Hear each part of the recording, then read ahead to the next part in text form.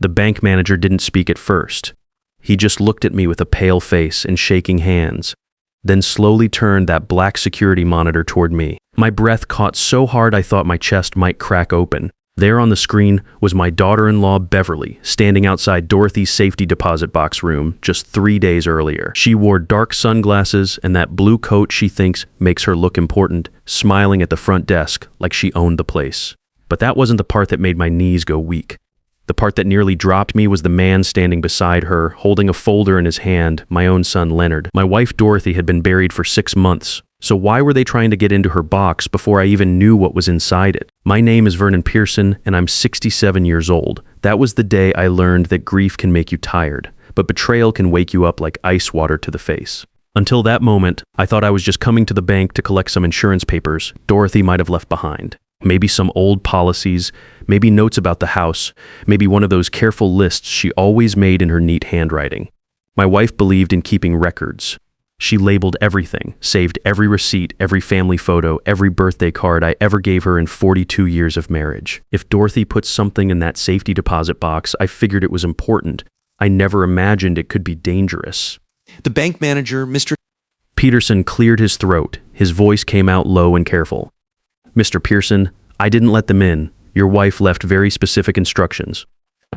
No one gets access unless you're present with proper identification after the death certificate was filed. He paused and looked at me real careful-like. But your son and his wife got pretty upset when I refused. They said you were getting confused, that they were helping manage your affairs. Confused. That word hit harder than I expected. I kept staring at that frozen image on the screen. Beverly had one hand on Leonard's arm, the way she always did when she wanted to control a room without looking controlling. She had that perfect hair, perfect smile, perfect little act she put on whenever she needed something. She called me Dad in this sweet voice that always sounded like she'd practiced it in a mirror. Leonard looked tired in that video, nervous. Smaller than I remembered, even though he's a grown man of 44. My only child, looking like a kid who got caught stealing from the cookie jar. Who was it? I asked quietly, though I could see them plain as day. Mr. Peterson looked down at his papers. It was your son and daughter-in-law. For a long moment, I didn't say anything. I just pressed my hands flat against the edge of his desk so he wouldn't see them shake. Around us, the bank hummed with normal life. Someone laughed across the lobby. A phone rang somewhere. It felt wrong that the world could keep moving like that when mine had just split open. I'd still like to open the box, I said. Mr. Peterson nodded. Of course, Mr. Pearson, but before we go in, there's something else you should know. They didn't just ask once. They came back twice. That made me look up sharp. Twice? Yes, sir. He swallowed hard. The second time, your daughter-in-law brought documents she claimed gave her temporary authority over family property. Our legal department rejected them. They were incomplete, possibly altered. I heard Dorothy's voice in my head then, the same steady voice she used when she was working out a problem in the garage office. Slow down, Vernon. Look close. The truth always leaves tracks. Dorothy had said that plenty of times over our years together. Usually when something didn't add up right, or when one of Leonard's stories as a kid had holes in it. Back then, the lies were about broken toys and muddy shoes. Now apparently they were about legal papers and dead women's money. I nodded once. Take me to that box. As we walked down the quiet hallway, my work boots clicking on the polished floor, I felt like I was walking into two places at once. The bank vault ahead of me and the long tunnel of my marriage behind me. Dorothy and I weren't perfect. No marriage is, but we'd built a life together through layoffs, medical bills, car trouble, and the kind of financial stress that makes you sit at the kitchen table at midnight with your head in your hands. I'd run Pearson's Auto Repair for 40 years, started it from nothing in a rented bay, built it up bolt by bolt until I owned the whole building on Maple Street. The property was worth close to $400,000 now. Not bad for a mechanic who started with a toolbox and a dream. It wasn't fancy, but it fed us. It paid for Leonard's college, his wedding, helped him get started in his IT career. It kept the lights on and the bills paid. Dorothy managed the books, handled the customers when I was under a hood, made sure everything ran smooth. Leonard used to love that garage. As a little boy, he'd follow me around, sit on an upturned bucket, ask 100 questions while I worked. What's that wrench do, Dad? Why's that part greasy? How fast can engines go? I'd answer every single question like it mattered. A boy who asks questions, I used to tell him, won't grow up to be a fool. But somewhere along the way, something shifted. Or maybe Leonard changed slowly, and I did what too many fathers do, kept making excuses because love can be blind when it wears a parent's face. Mr. Peterson opened the vault room and stepped aside. Inside were rows of little metal doors, cold and secretive. He led me to number 247 in the middle row. He put his key in, then handed me mine, the one Dorothy had made me keep in my toolbox for someday. I'd hated that word when she said it years ago. It sounded so final. Now it felt cruel. My fingers slipped trying to get the key in. "Take your time," Mr. Peterson said gently. The lock clicked. He pulled out the long metal box and set it on a table in a small private room. Then he closed the door, giving me a silence so deep I could hear my own heartbeat. I opened the lid. Inside wasn't what I expected. There were papers, yes, but not just insurance forms. There was a thick envelope with my name written across the front in Dorothy's careful handwriting. There was a flash drive. There was a small jewelry box. And under all of that was another envelope with red ink across the front that said, "If Leonard or Beverly try to open this without Vernon, something is very wrong." I stared at those words until they blurred. Mr. Peterson saw the red envelope and took a step back. "Would you like some privacy?" "No," I whispered. "Stay, please." Because suddenly I didn't want to be alone. My hands shook as I picked up the envelope with my name. The flap came open easily. Inside was a letter. "My dearest Vernon, if you're reading this, then I'm gone, and I'm sorry for that. I know you hate when I worry about the future, but some women feel storms coming before the clouds show up. For the last 8 months, I've been seeing things that troubled me deeply about Leonard and Beverly's finances. I wanted to believe I was wrong. I prayed I was wrong. But if they rushed to this box before you, then I wasn't wrong at all." A chill crept up my spine. I kept reading. "There are things about our son's debts and Beverly's pressure on him that you don't fully know.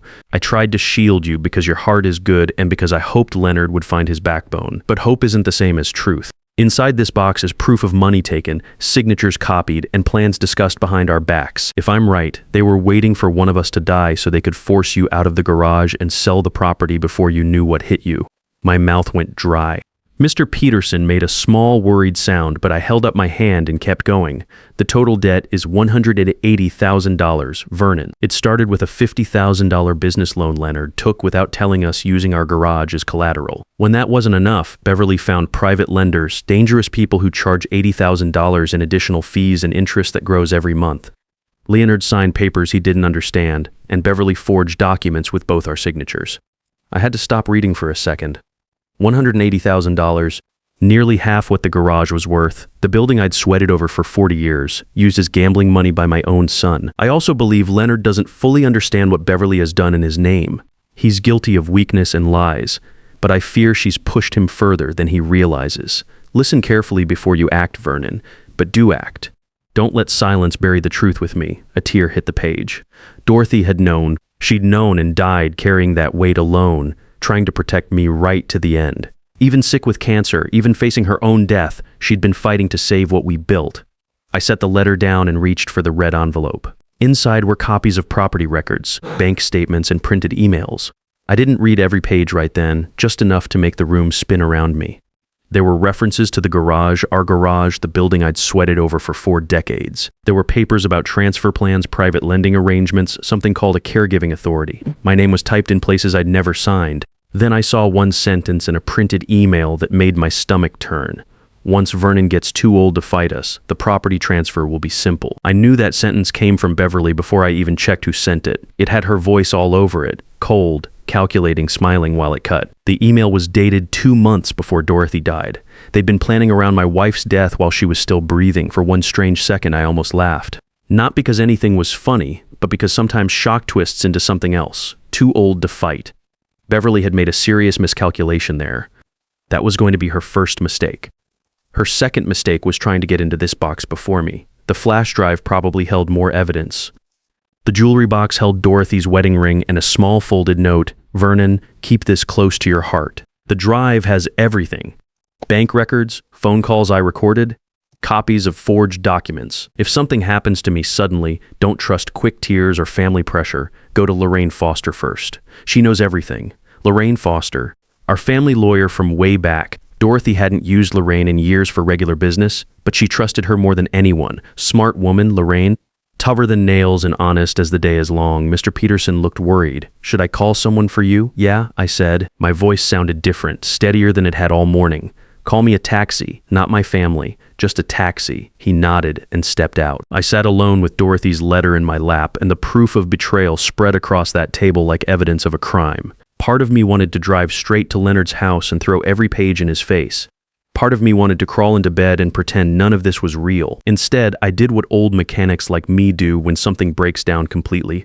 I took a breath, organized the parts, and figured out how to fix it properly. On the taxi ride home, I stayed quiet, watching the town roll by, the diner where Dorothy and I ate breakfast every Sunday, the pharmacy where we'd filled her cancer prescriptions, the gas station where Leonard worked one summer in high school. Every corner held a memory. Every memory now felt different.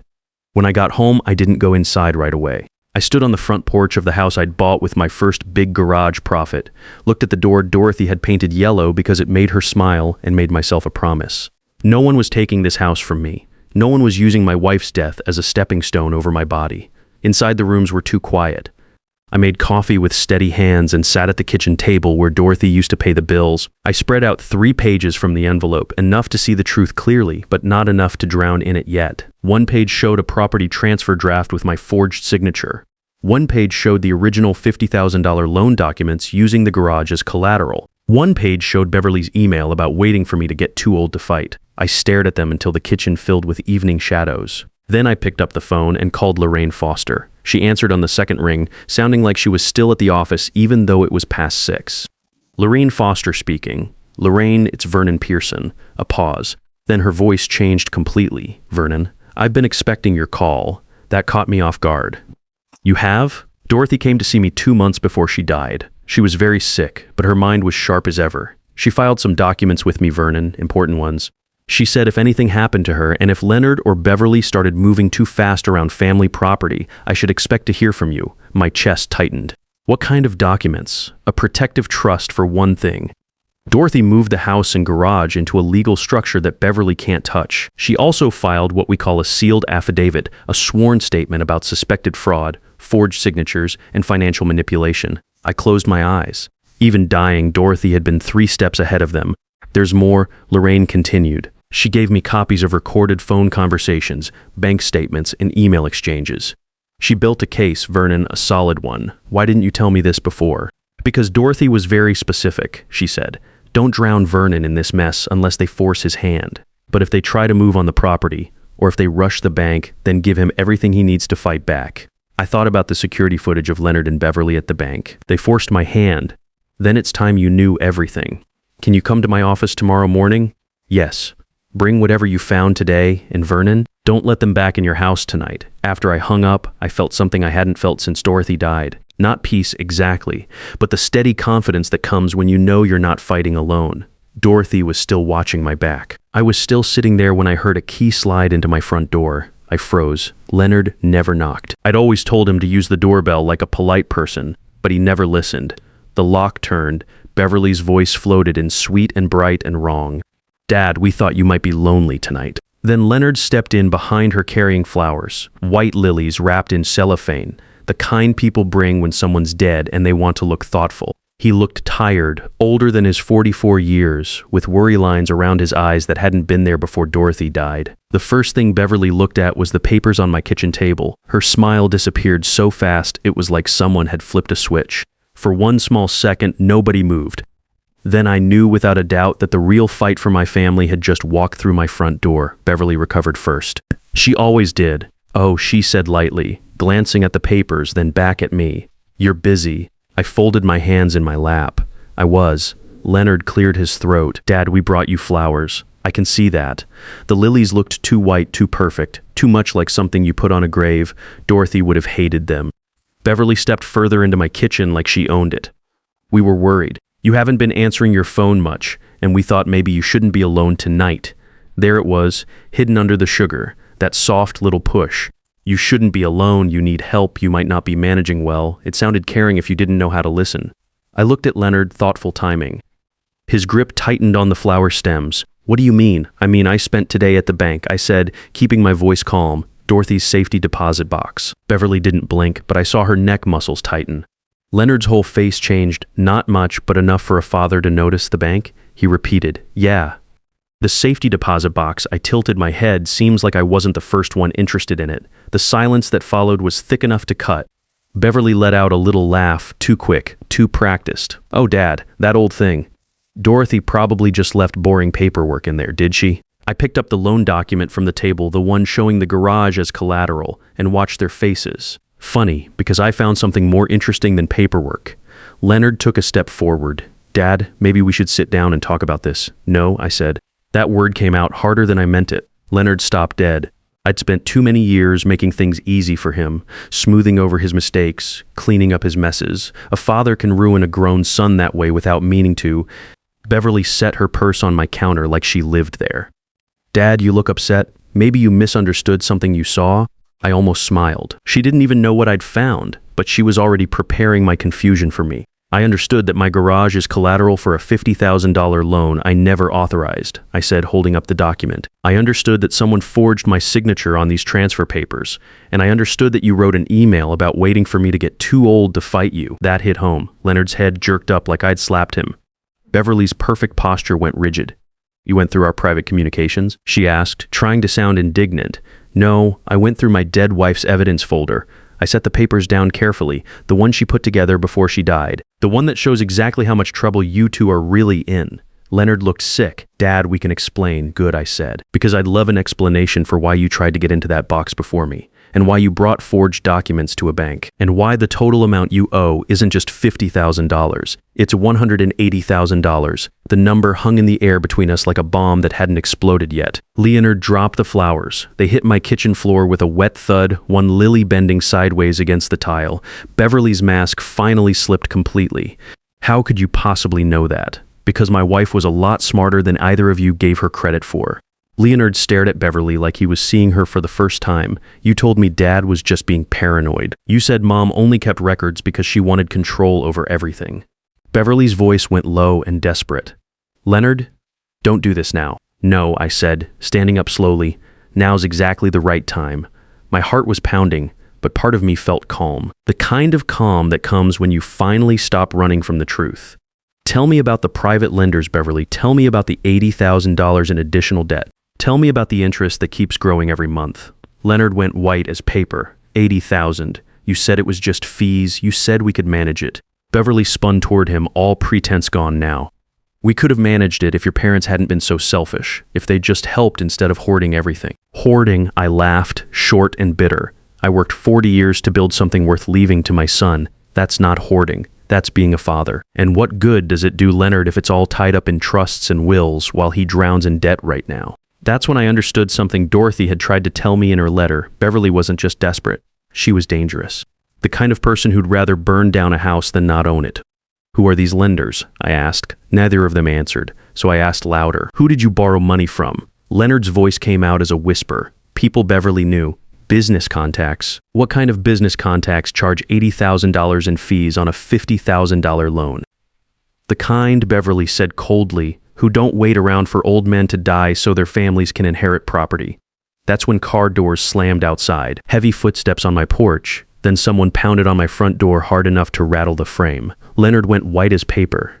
Beverly's perfect composure finally cracked completely. Who's that? I asked. Neither of them answered. Then a man's voice boomed through the wood. Leonard Pearson, we know you're in there. Time's up. I looked from my son to my daughter-in-law and understood that whatever mess they'd created was now standing on my front porch, looking for payment nobody in this room could make. The pounding came again. Open this door, Pearson. We're not playing games anymore. Beverly grabbed Leonard's arm. Don't answer it. This is my house, I said. Nobody tells me what to do in my own house. I walked to the front door and opened it, keeping the chain on. Two men stood on my porch in dark coats. One was broad and red-faced with hands like hammers. The other was tall and thin with cold eyes that reminded me of a snake. You Vernon Pearson? The big one asked. I am. And you are? Roy Walsh. This is Norman Grant. We're here about a debt your son owes. Leonard doesn't live here. The thin one, Grant, smiled without any warmth. But he's inside. We saw him come in. Along with his wife. I didn't confirm or deny it. What kind of debt? The kind that's grown to $230,000 with accumulated interest and penalties, Walsh said. The kind that requires immediate attention. $230,000. It had been $180,000 in Dorothy's files. The number was growing faster than weeds. That's a lot of money, I said. Grant nodded. It is, which is why we're here to discuss asset recovery options, such as, well, we understand there's valuable property involved. A business, a house, things that could settle this matter quickly and quietly. I looked at both of them carefully. They weren't bank officers. They weren't lawyers. They were the kind of men who made money from other people's desperation. Let me save you some time, I said. My son doesn't own any property. I do, and it's not available for his debt collection. Walsh's face darkened. Mr. Pearson, maybe you don't understand the seriousness of this situation. Maybe you don't understand that this conversation is over. I started to close the door, but Grant put his foot against it. Not so fast. Your son signed papers using family property as collateral. That makes it our business. My son doesn't have the legal authority to sign anything involving my property. He did when his wife provided documentation showing Family Financial Management Authority forged documentation. The papers Beverly had tried to use at the bank. Those documents were fraudulent, I said. Both men looked surprised. Grant pulled his foot back. Fraudulent how? Walsh asked. Forged signatures. False claims of authority. The kind of fraud that gets people arrested, that hit them hard. They exchanged glances. These weren't men who wanted to be connected to legal fraud cases. We'll need to verify that, Grant said, but he was already backing away from the door. You can verify it with my lawyer, Lorraine Foster downtown, or with the police detective who'll be getting copies of all the forged documents tomorrow morning. I closed the door and locked it. Through the window, I watched them walk quickly to their car and drive away. They'd be back eventually, but now they knew this wasn't going to be the easy collection they'd expected. I turned around. Beverly was standing in my hallway with tears streaming down her face. Not sad tears. Desperate ones. You just destroyed us, she whispered. No, I said. You destroyed yourselves. I just refused to let you destroy me too. Leonard looked broken. Dad, those men, they're not going to just go away. No, they're not. But they're not my problem either. They're yours. You signed the papers, you borrowed the money, you deal with the consequences. Beverly's desperation turned to rage. You selfish old man, we're family. Family doesn't forge signatures. Family doesn't steal property. Family doesn't plot around their father's deathbed. We never plotted around anyone's deathbed. I walked to the kitchen and came back with Dorothy's letter. My wife was dying of cancer when you sent emails about waiting for me to get too old to fight you. She was barely breathing when you started planning property transfers. If that's not plotting around a deathbed, what is? Beverly's face crumpled. For the first time, she looked exactly like what she was, a scared woman who'd gambled with other people's lives and lost. We didn't mean for it to get this bad, Leonard said quietly, but it did get this bad, and now you have to fix it yourselves. 2 days later, Lorraine Foster and I sat in her office with Detective Reynolds of the Police Financial Crimes Unit. The evidence Dorothy had left was overwhelming. Forged signatures, fraudulent documents, unauthorized use of property as collateral. Beverly was arrested that afternoon at her office. Leonard wasn't charged criminally, but the civil consequences would follow him for years. The debt collectors disappeared once they realized the property liens were fraudulent and they'd be facing legal trouble if they pursued collection. Leonard moved out of the house he couldn't afford anyway. He got a smaller apartment and a job that paid less but didn't require him to lie to anyone. It wasn't the life Beverly had wanted, but it was honest work. The garage stayed mine. The house stayed mine. Dorothy's trust protected everything she'd worked 42 years to help me build. Leonard comes by sometimes now. We work on cars together, and he asks questions like he did when he was little. He's learning to be the man his mother always hoped he could become. It's not easy for him, and it's not quick, but it's real. Sometimes I stand in the garage office where Dorothy used to do the books, and I can almost hear her voice. The truth always leaves tracks, Vernon. She was right about that. She was right about everything. The best revenge isn't getting even. Sometimes it's just refusing to let the liars win. Family loyalty without boundaries becomes a weapon in the wrong hands. Sometimes the greatest act of love is refusing to enable someone's destruction. A man's legacy isn't just what he builds with his hands, but whether he has the courage to protect it from those who mistake kindness for weakness.